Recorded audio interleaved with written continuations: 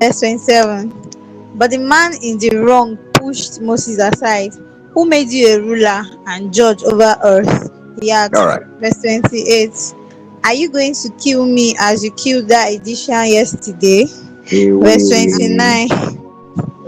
When Moses heard that, he fled the country and lived as a foreigner in the land of Midian. There his two sons were born. Now, I want us to follow this story to follow the storyline. The first time when he was 40, he went to visit his brethren, and then that happened. He killed an Egyptian.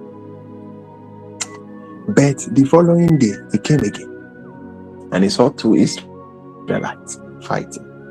When he killed that Egyptian, he buried the Egyptian in a shallow grave. He felt like the matter has been concealed, unknown to him that the rumor had been flying around.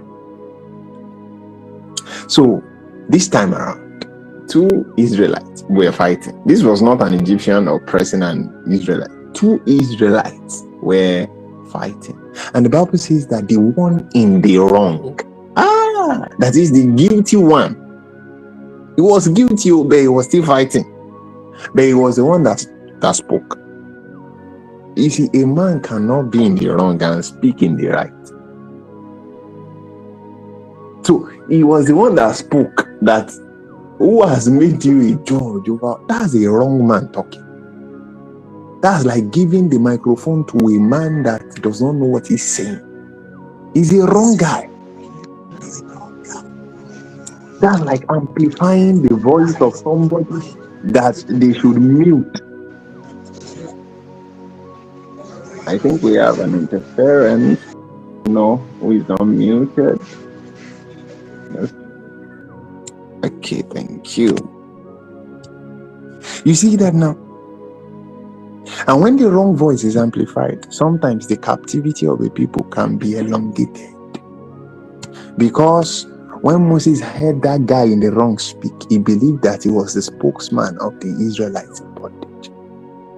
And the moment he heard that, he took off. He became a what? He became a fugitive. And this is the reason why we must be careful in empowering people, in, announcing people. Any ministry you enter, and then from day one or from after the first week, they're already pushing you out. Yes, he's a great man of God. He's preaching next week Sunday. Oh God, when did you come? Yes, carry your fire from outside. As far as this place is concerned, sit down first. Let's pass you through the test. I've heard men of God that, I think it was Apostle Harvey that said a young man came to him and said, yes, that the Lord has led him to start his ministry, under him. And then he gave him some spiritual exercise. He said, for the last 10 years, he has not returned. And then he said he saw a vision. And that's what happens when people are not passed through process. They become the wrong voice. And when they become the spokesman for the organization, they can elongate. Do you know that for the next 40 years, the people of Israel, for another extra 30 years, after 400 years, they were still in captivity? And the guy that was in the wrong, that spoke that day, I'm sure he knew that he is the reason why they are still there. They won't talk. It is very detrimental to a people if they empower, if they amplify their wrong voices and they make them their spokesman. Very important.